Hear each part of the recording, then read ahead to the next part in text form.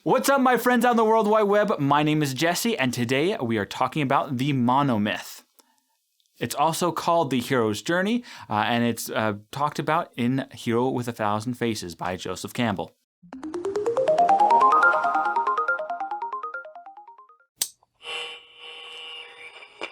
Before we get into that, are you a small-time YouTuber, like less than 1,000 subscribers?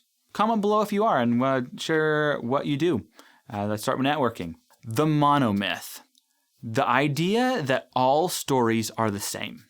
They're all part of the same story. The hero's journey is a path that heroes take throughout every story, just about every story anyway, that leads to the progression of the hero and of the world itself. The hero's journey has 3 different phases.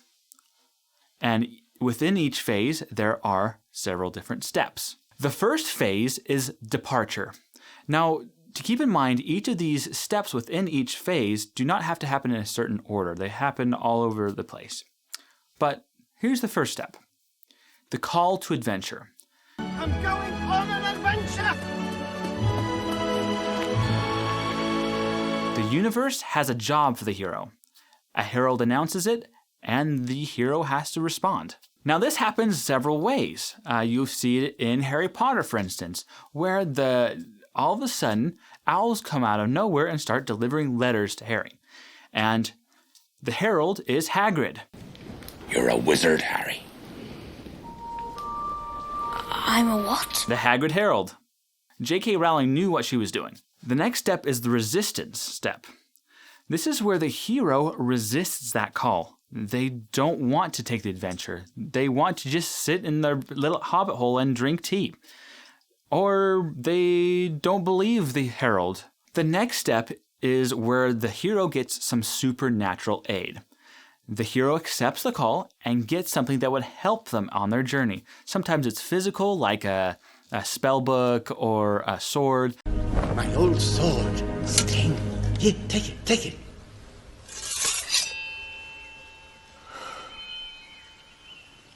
It's so light. Yes. Made by the elves, you know. The blade glows blue when orcs are close. And it's times like that, my lad, when you have to be extra careful. Here's a pretty thing. Mithril. As light as a feather. And as hard as dragon scales. Let me see you put it on.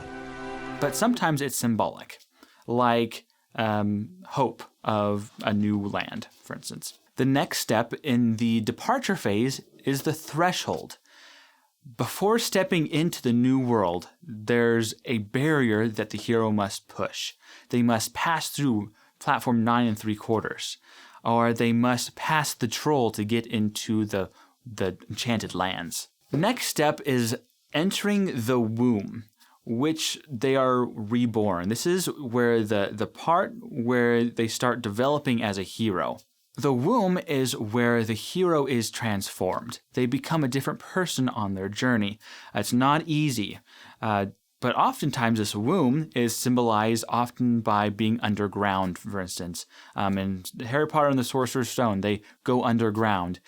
In Chamber of Secrets, they go underground. In Prisoner of Azkaban, they go under the Whomping Willow. There's so many references to going underneath or being buried and then reborn. But typically, that's where the hero is transformed. In Tangled, I mentioned in a previous video, where they're locked in a cave where they're going to be drowned, remember? And he admits his name, Flynn Rider admits his true name, Eugene, and thereby after Rapunzel only calls him by Eugene.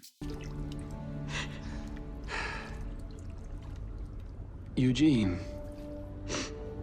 What? My real name is Eugene Fitzherbert. Someone might as well know. I have magic hair that glows when I sing. The next phase is the initiation phase. The first step is the road of trials. There's obstacles that annihilate the ego. They smack the hero around a bit until they give up their ego. And this is because the hero has infantile tendencies. one way or another. Either they're selfish or their personality needs further development. Step 2 is to meet the goddess. This is where the hero meets unconditional love. This love is what helps and inspires the hero to become better. This is Jane Foster in Thor, which I just watched, and it's still the most forgettable Marvel movie, I think. Step 3, the woman as a temptress. The hero has to overcome this temptress. Often, this temptress isn't necessarily a person, but it's something that calls from the past. Now, the temptress is not necessarily a person. It's something from the past that calls them and prevents them from progressing. It's something like they're just a farm boy, and they're reminding of that they're only a farm boy. But then the next step. Step 4 is the atonement with the father. So the father and the son need to be reconciled. This happens often when Thor comes back to Odin, and they come together and there's unification. Step 5 is the apotheosis. This is hero made divine. Now, this often happens when the hero gives a sacrifice, where they die, but not really. They become a god. This happens with Wonder Woman when she becomes all-powerful.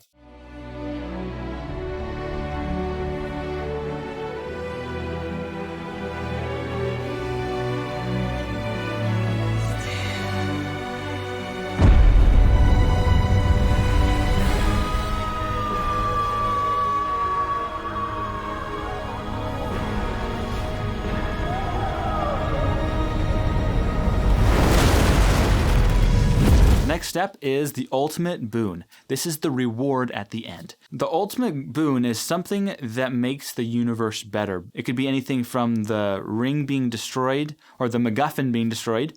Click the card about MacGuffins. It makes the world a better place. So this would be the blessing that the hero returns with. Now, sometimes the ultimate boon is not a physical item, but it's a metaphysical item where the person comes back with hope, comes back with the war being over.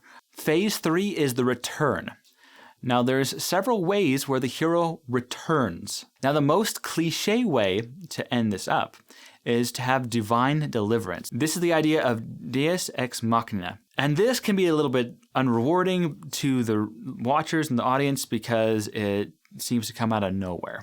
This is where God comes down and saves everybody from themselves. The next way for the return is to have a final adventure. This is a magical flight home, where in Neverending Story, where they go back and fly over all the friends that they've seen in the past.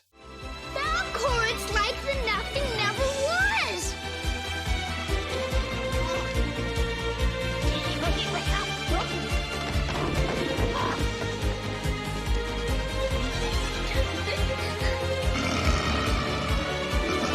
So it's also the final party at the end. It's like where everybody's celebrating. And now, in the end, the hero comes home in a certain type of way. There can be different types of returns. For instance, the return can be difficult for the character. If the character loved being out and abroad, it might be difficult for them to return home. Then there's the isolated return, where the hero returns but now is protected. It's Harry coming back from Hogwarts, back to the Dursleys, but knowing that he's going to be back in school the next year. So it's that hope. And the last and most desirable outcome is the Master of Two Worlds, where the hero comes back and he's merging both worlds together, where he can take the adventure world and the normal world and bring them together in such a way that he can, well, not necessarily the worlds together, but he himself knows has been uplifted by both worlds. This is Bilbo. When he's come back, he appreciates being home now, but he also has that adventure. But this is where Frodo failed. Frodo, within himself, was not able to merge the adventure world and his home world together. And that's one of the reasons why Frodo had to leave at the end of the series. Spoiler.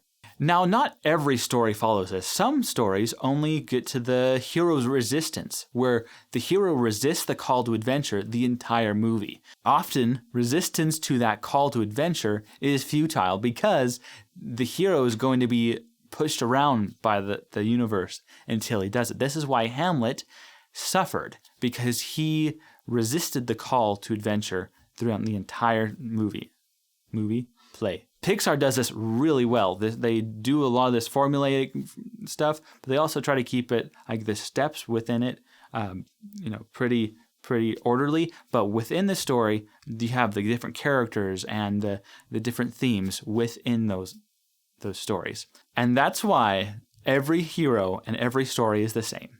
Remember, it's not what you watch, but how you watch it that makes you a scholar.